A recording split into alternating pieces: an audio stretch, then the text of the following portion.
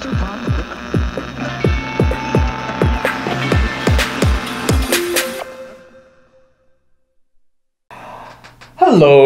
and welcome to another episode of the Sonic Squeeze. Today we are talking about Rudimental and their latest album, We the Generation. Rudimental are a UK band who specialise in drum and bass. They got a kind of hypey, kind of festival feel to them. They had their first album, Home, which was pretty badass actually. There's a few bangers on there. John Newman, Emily Sandé, and now we've got their latest album, which is... I don't want to say good or bad right now because I want you to watch the rest of the review to find out what I feel about it. But, you know. It needs a comma. It needs a comma. James, how do you feel about the grammar on that album? I'm going to jump straight in, okay? Thank you. It's track 1. Okay. Disc 1. The beginning. Oh. Chapter 1. I will for love.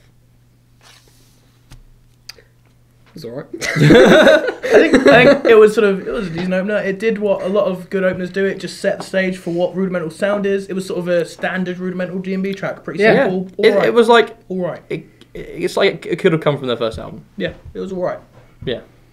Yeah, it was alright. Next song. And then it moved on to the second song, which I feel was another typical Rudimental D&B track, which is a bit more interesting, a bit better. It was like the same as last one. I was like, yeah, you know, it's a bit better. The problem that I had with that song was that it felt as though... This is Never Let You Go, by the way. Track 2. I felt as though 80% of the song was the chorus and the vocalist saying, Never Let You Go. Yeah, that's the thing one that annoys me. problem I had about both these first songs. Not exactly interesting lyrics. A lot of, I will for love. I will for love. I will for love. Yeah. I will for love. It's like they have a formula. And so on. I want to hold your hand. It comes and it goes. So do you want to crowbar Porter Robinson in there as well, now that we've got the Beatles out there? Say my name and you can say it with honour. That'll do. That'll do. I felt as though it had really good instrumentation on that track. Yes. And everything sounded really good. I Oh felt God, as this though for the album sounds- entire album, everything the production is sounded so really fantastic. good. Excellent. There's lots of really nice, big, thick reverb on things. Lots of interesting delays going on all the time. But then the bits that need to feel really punchy and sharp, like the drums and stuff, feel really punchy and sharp and nice. And even though I was criticizing it for having 80% of the song as a chorus, pretty decent chorus. Yeah, like, good. The drum sounds so nice. Like, so tasty. So rhythmic. I think one of the interesting things about this album is how it quickly moved away from that style drum and bass. It's sort of two songs, decent songs, but nothing really interesting or sort of think about them. Just typical Rudimental D&D tracks. And then immediately, third song, into something different. Sort of funky, garage-ish sort of thing. Oh my God, with a great vocal performance on this one. Garage-ish. I've actually got loads of like garage-ish written all over this thing. I'm going to call it deep garage from now on. Yeah. Deep garage. It's deep garage. Deep garage. Okay, that's cool. Great vocal performance. It's like deep house, but it's restricted to one particular room. Yes. Oh, God. Nice big horns. I like the horns in this. There's a lot of good horns over this the album. horn section was good. And the horn horn was great, solo particularly as on well. this one. I think it was a trumpet. Yes. Yeah, it was good. awesome. Really I'm good. gonna... No. I really like... Oh. I was annoyed at the lack of horn on this album. We're talking about the particular song, We the Generation. Oh, okay. But on the album, you don't think there was enough horn? No, there was not enough horn in the album. Like, there was so much horn in the first album. I think if there was horn on every song, that would be my problem. It's like, the first album, he was drum and bass that used big horns. I don't want him to do that just again and just be like, lots of horns. And when he does use horns, I thought there were a they're lot of always horns. good. And there are a lot, yeah, just not as many as he used to. Horns is sounding weird now. As a word. No, I like it. Horns. I like the awkwardness of it. Horns. And all the horns were kind of... They weren't... They just sound weird now. And all the... Just the horns. All the brass. They were...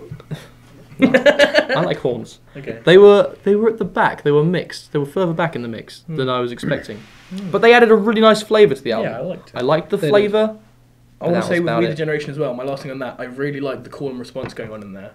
There was a lot of it with different instrument stuff, but especially with the sort of deep sort of vocoded male vocals and the female vocals in the chorus. I loved it when the drums kicked It in. went really well. Yeah. They just sounded Good stuff. so good. Mm. It sounded really, really nice. On to the fourth song. On to the fourth song. This for me was my first sort of disappointment of this album. Really? Because I I think thought it was alright. I think it's again it goes back to like just standard typical sort of rudimentary sort of stuff. And it wasn't as interesting as the first two tracks for most of it. The lyrics were even worse. I hated Yes. the whole "love ain't just a word" thing. It was terrible. The only thing that picked it up for me was when Dizzy came in. Was when Dizzy came in. Yeah. Yeah. I liked Dizzy stuff. It wasn't. It's his very much his new sort of love this town sort of vibe. But Yeah, yeah. I still liked it. It was still like well written. But for compared to me, all the other right, stuff. the previous songs, I thought they were like 7, Yeah, 6, 7. 6, 7 every time. And then Love Ain't Just a Word came in, and it was like quite interesting, kind of like reggae style with some horns in there, plus some like drum and bass. But it kind of, after a while, started to stagnate. But the time in which I thought that it was really starting to stagnate was about 10 seconds before Dizzy came in Yeah. and made it And really then- good yeah, again. really good, yeah. So for me, it started to slip down to a 5. But then Yeah. that brought it back up to a 6. I thought the exact So, same thing. I put it you as know? a 5 until Dizzy came in, and then Yeah. Dizzy made it a 6 again, and I was like, that's good. Exactly. And then we go again away from drum and bass Yeah. to, yeah. I think, these next two tracks. This track is one of the biggest surprises on this album. Yeah. And I think one of my favourite tracks on the album. I agree. Was 4/4, Rumour Mill. which is already... He's done stuff in 4/4 before, but normally, like the next Say that song, again. 4/4. Before. No. He's done stuff in 4/4 before. Thank you. Awesome. Nice. But normally, you know, with MNEK, who is on the next song, stuff Yeah. like that. And this was really progressive.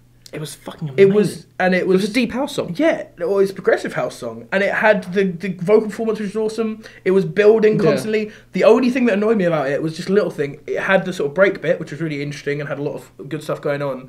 And then when the drums kicked back in, he put a sweep in there, and I feel like he was just doing that because he felt he needed to have a sort of sweep up to a drop. Yeah, maybe. He needed to have that in there for sort of pop people. It had to a get really it. good vibe throughout And the entire I don't song. think it though. needed that, but it It did. was really chill. It did. Really You good know vibe. what I got the feeling? Hmm?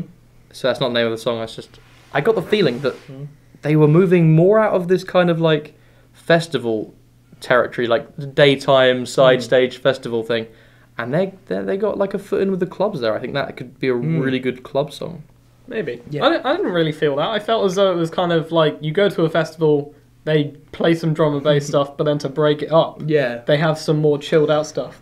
But it's still, Maybe. I still feel that it's festival. I think it was music. just a really nice lesson. This song, it was just like I could put this in amongst like a load of Dead Mouse and just have it going, just big long progressive. But then songs you just said sitting that there, you just like- enjoyed the next song as well. yes.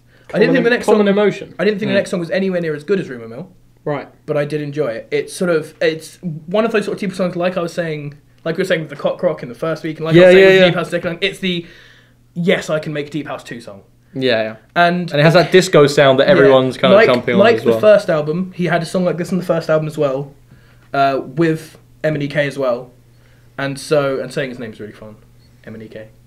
I like it. And he's done a few of them. They're always deep house with him because MNEK does a lot of deep house, and so I didn't get on it too much for being the deep house song. Also, though, this song for me, I didn't think it was great. It was all right, bit too repetitive, but I really liked it it. wasn't pop deep house, which was the thing that sort of saved it for me. It wasn't the generic pop style deep house with the big plucky thing. It was a bit more sort of old school, actual sort of deep I house. felt as though it was really good background music. Yes. Like, listening to it, just sitting, because it's 5 minutes long. Yeah. Just sitting there with your headphones on, listening to it. Yeah. Unless you're doing something It'll be else. good working music or something. Yeah, exactly. if you're writing an essay or something, just having that on the background and just jamming. And I'm not saying there's anything wrong with that. No, but personally, I don't like think it was to great. actively just put earphones on and listen to the you album. know, I think it's another one of those ones like the sort of openers, like the sort of a couple of the typical rudimentary ones where it's just like it's not bad, but it's nothing too interesting. But I feel like they can go into these genres and just pull it off flawlessly. Like I usually end up slagging off artists who just jump on bandwagons. But I'm kind of skipping ahead a bit, but I felt as though for the whole album, Yeah, they were doing things really, really well, Yeah. but not outstanding. Yeah. There was nothing which was There was like, nothing this is super really, interesting. really good, but it's like, It's all done great. it's all acceptable and done really well, and therefore you're like, oh yeah, okay, but this is a good X, good Yeah, X, yeah. good Y, but like Yeah, I wrote here that the whole album is really sonically satisfying, Yeah. but it's lacking, I think, some of the hooks they had all over their first album. Some of that sounded great. Some of them are, like, just got so much radio play because they were just so fun to listen to. yeah. Yeah. I really feel as though actually I'm not going to say it. I'm not going to say it. Okay. I'm not going to say it. Okay, You're gonna have to wait for that. I'm one. going to move on then, because the next songs after the 244 songs, Go far. Rumour Mill and Coming, it goes into a section which I think is the weak section. Yeah, Yes. I completely agree. The next 3 songs are the weak section. It gets 3 sort songs. of a bit too boring. Yes, Go Far, completely. The Foreign next World, 3 songs. and Too Cool. They just sort of. I feel like with Go Far, he's sort of starting to run out of ideas of stuff to do in 4/4. You know, you just mentioned all those songs. Yeah. I obviously didn't think they were good enough to even write anything about them. Like, it skipped right to, like, the Ed Sheeran song. They're all, like, so just average. Yeah. Like, they're all nicely made, but there's nothing at all interesting to any of them. I gave them all 5s, and as Same. we've said before, 5 is where it's average, but it's too average. It's average to the point where it's kind of verging on just being a bit bad. I wouldn't listen to I it. wouldn't listen to it again, but Yeah. it's acceptable. Like Yes. I thought that Go If it Far came was, on, I wouldn't turn it off. it was pretty boring, nothing memorable, but still well produced. Going on to Foreign World, exactly the same. I enjoyed Just the decent. filtered drums throughout the outro, but like exactly the same. I enjoyed all the drums I literally all wrote for over that the song, album. True. decent vocals, decent variation, decent instrumentation, decent. But then Yeah. when it came to Too Cool, they went for kind of a different vibe altogether. It was kind of more ambient, and they Yeah. had more drum and bass in there as Yeah, well. it was more typical But Rudimental. it kind of dragged on a bit. Yeah, it did. But again, it dragged on to a point where you could kind of say it dragged on a bit, but not to the point Yeah, not where to you're the point where like, it ruins it. it's ruined the whole song. It's still all right. And then we get to the next song that Kit can join us in again. Bloodstream. Which, interesting enough, has Ed Sheeran's name credited before Rudimental. Yeah. The one song on the album. And where I he's agree with that. And I agree with that I as well. agree with that. It makes sense, and I also think that this is probably the best song on the album. It was Okay. my favourite song, I think. It was really cool written. I love the intro with the guitar and Ed's vocals. I think it was really well done. It was produced, like, really well. It was cool as fuck. I love the concept song, the whole idea. And I feel like with this, I felt like they really missed, like, a little trick at the end. Because I love how there's sort of this sort of deep guitar, the Ed Sheeran-y thing really going on. Then the drop comes in, and it's not too much. They don't just go, and now we put in the typical Rudimental drop. It's really sort of held back. Right. It's not got too many high frequencies. It's some really sort of restraint. low down. And I like the idea of he's saying, you know, and in the drop, it's when's it going to kick in? He's saying, like, when's the drugs going to kick in? And sort of just getting excited, but it's not actually doing anything. And then in the third sort of build-up, or before the third drop, the last build-up, I feel like it's getting even more excited, and I feel like, this is the point where the drugs are meant to kick in, you know, in the sort of story of the song, and it's building up to this big crescendo, and it's going to be huge, and they're going to add all the big super sorry synths in and all the high frequencies, and it's going to be huge. Yeah. But then they just sort of copy-pasted the drop again, and I think that really let it down for me from being an excellent song. But apart from that, I think everything in it was... Going back to pretty what you nice. said, like right at the start, I do feel as though it was an Ed Sheeran song Yeah. with Rudimental. With But I Rudimental. felt as though Rudimental really didn't have as much of an input as they could have done. I can see the sound, well, I can hear the sound behind Ed Sheeran. But it doesn't feel like a Rudimental song in any way. It feels like Rudimental may have co-produced this song with Ed Sheeran, and Yeah. it's Ed Sheeran's song. And didn't- for that reason, I wasn't a massive fan of it in the context of this In album. the context of the album, it might not be excellent. I can but totally agree with again, it was like that. But I really decent liked it as a song. I didn't really like Ed Sheeran's place on this album, to be honest. No? Because, you know, he had 2 songs. I didn't on the like it album. on the other song. Ooh, I feel like he was interesting. kind of just going for like a real pop appeal, and I think like he was working with Rudimental, so just wanted to do like really basic kind of stuff. I mean, like it sounds great, but like when it gets to like I'm gonna call it the chorus, like he just goes he just hums. I can't remember exactly what the melody. No. I wanted to go but that's one of his own songs. I can't Yeah, remember which one. that's Sing. Yeah, but like he's just humming, and I'm like, it's not really good enough, mate. You're just going I don't know. for a I few think bars. I think it fit with the verse because it felt very held back to me and very like it wasn't giving all.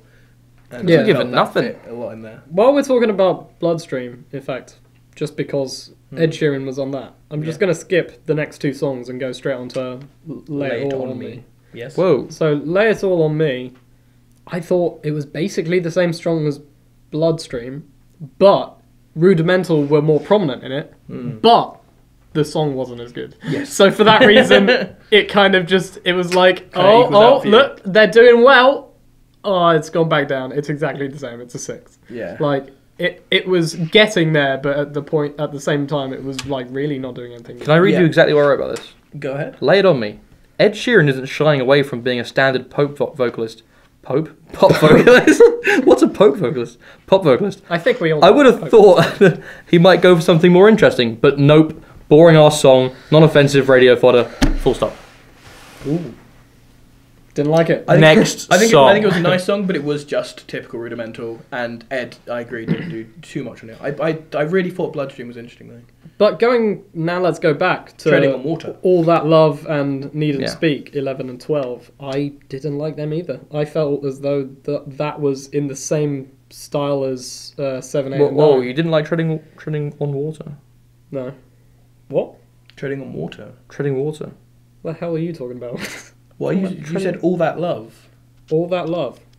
It's not a song. Is that not a song on this album? No. Okay. Treading on Water wow. is the song in that position. What's the next song? Needn't Speak. Yeah. Okay. Well, I don't know what All That Love is, but what's how great? much love did you have for I can't tell you. Nothing memorable. I wrote nothing memorable. Maybe I just made this up. You know, maybe I just made this song up. Either way, I gave it a 5. So I'm pretty sure it's the same song. Yeah, probably. Or perhaps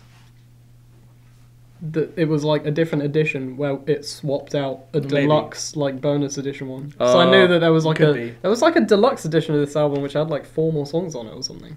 So it might have done that. Either way, I didn't like that song. So I'm glad that Treading didn't on make the Water album. was, I think, one of my favourite songs in the Oh, album. interesting. I really loved the electric guitar. Yeah, in the guitar that was song. nice in that song, yeah. I think everything sounds so great at this Percussion album. sounded great on the song. And when that electric guitar came in, I thought, that sounds great.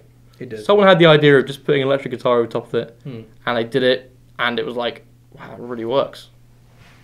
I'm interested in Needn't Speak though, because Needn't Speak and New Day, the last song Body Rollback, have a similar thing, where the first half of the song is sort of slow, interesting thing, and then in the middle of it switches up into being sort of full drum and bass. Right. And in Needn't Speak, I was like, it's alright. First half was dragging a bit, wasn't really that interested. I 3 minutes really in, like it the switches. outro, but before that there was nothing that really grabbed my It attention. switches- Needn't Speak is another one of my favourites. When it switched to the Really? sort of drum and bass bit, I was like, Definitely. it's interesting. I thought it was one of the I thought worst that the songs. entire Really? album Yeah, I got had that quite a interested in that. big sound behind it. Horn section, string section, vocals, like all of these instruments that are going on. I felt as though that particular song kind of lacked what the rest of the album had. Hmm. I think the wasn't a album- massive fan of it. I liked the way the album progressed. I thought it got a lot better towards the end. Interesting. To be honest, me personally, I liked it when I it got a thought bit that more New Day R&B. was a very good song. I loved it. I like it when it got more R&B. It got more New Day was- soulful, Decent. especially on tracks like Needn't Speak and New Day. It had its own character. I that didn't. song. There were 2 sections of this. The worst section we talked about, and then this end section I think was all a bit average for me. Really? From after Bloodstream, I thought they were all good, but it went back to like it was immediately at the beginning, where it was all good but nothing was exceptional. I think from the song that I made up until Lay It All On Me, Yep. I didn't really like them. Yeah. I thought that Needn't Speak was genuinely the worst song on the album, but Really? not by a long way. I think I I agree. thought Wow. it was just, it was like a strong 4 week 5. But again, like considering everything else on this album is a 5, 6 or 7, it's really not stepping out of pace that much. Was anybody else really excited to get to the end of the album because they could see Bobby Womack's name? Yes. And I was like, but wait a minute, he's dead. Like, what is he doing here on this album in 2015? And so I did some digging. Yeah. Okay. And it was one of his dying wishes was to finish the song with Rudimental. And the story starts where all great stories start, In a pub? which is although yeah, that is where all great stories start. Yeah. It was on the set of Jules Holland, Oh. and right. and Bobby Womack was touring with Damon Albarn and the Gorillas, and it was Rudimental's first ever TV performance, and you could see Damon Albarn and Bobby Womack just like jamming out to their songs, and like Bobby like approached them after they did their gig and was like, I really love your energy and your style, and I would love to do a song with you. And so they eventually started doing some recordings, but he actually died halfway through the song, and they had to use just the recordings they had of him. Mid-take. Yeah, he was in hospital, I believe. But they finished the song without him. That's cool. Using his recordings. And they made a decent song. So I really liked it. Yeah. Really liked it. I'm glad with that. Favourite songs? Favourite songs are Needn't Speak, New Day, and Rumour Mill. Gareth? For me, it was We the Generation, Bloodstream, and Rumour Mill. Interesting. And James, what about you? For me, I Will For Love, I thought opened it pretty well. I thought it was, again, like not an amazing opener because nothing on this album was like really, really good. But I thought it was pretty decent. I gave that 7, which is what I'm giving all of my favourites. We the Generation, I agree as well. I liked Love Ain't Just a Word. I think it was because of Dizzy. Yeah, but that's okay. I whacked Dizzy's that on a good there. enough reason to like it. And New Day. Yeah. Cool. Yeah. So those 4. Marks out of 10, gentlemen, beginning with James. 6. And Gareth. Strong 6. I'm going to give it a 7 because I liked it. I thought the production was on point. Production was on point. It was delicious. It was tasty. And now it's... reverberated. It was, on many occasions. And now it's time to say goodbye. I've been your host, Kit Campbell. This is a Sonic Squeeze. And that's Gareth. And that's James. Bye.